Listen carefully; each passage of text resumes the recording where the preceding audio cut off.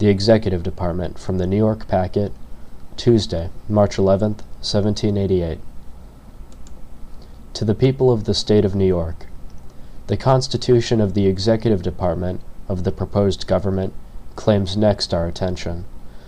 There is hardly any part of the system which could have been attended with greater difficulty in the arrangement of it than this, and there is, perhaps, none which has been inveighed against with less candor, or criticized with less judgment.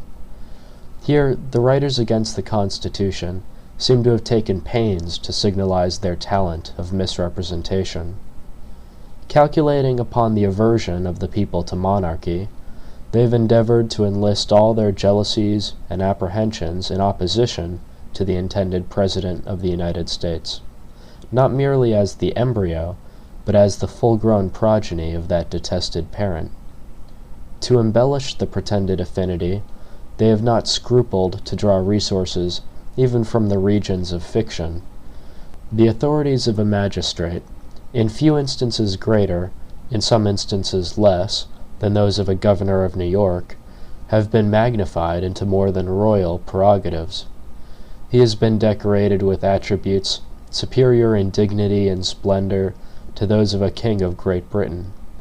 He has been shown to us with the diadem sparkling on his brow and the imperial purple flowing in his train.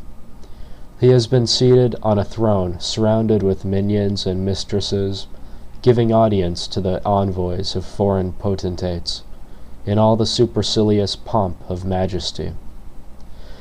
The images of Asiatic despotism and voluptuousness have scarcely been wanting to crown the exaggerated scene.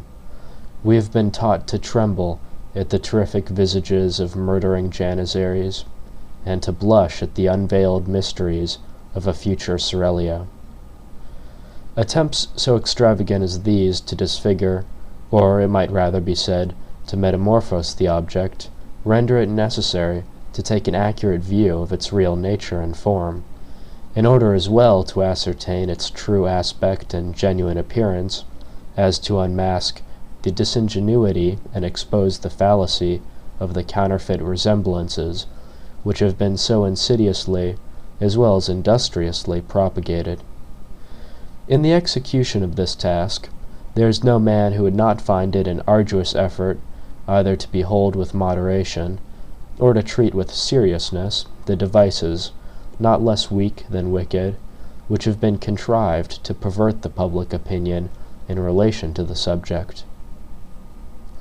They so far exceed the usual, though unjustifiable, licenses of party artifice, that even in a disposition the most candid and tolerant, they must force the sentiments which favor an indulgent construction of the conduct of political adversaries to give place to a voluntary and unreserved indignation.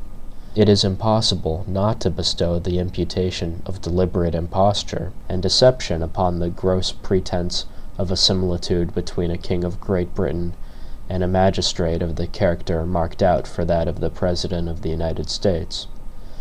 It is still more impossible to withhold that imputation from the rash and barefaced expedients which have been employed to give success to the attempted imposition.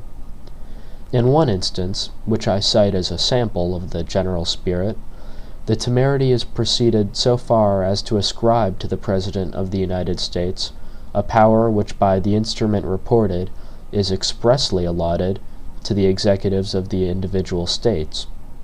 I mean the power of filling casual vacancies in the Senate.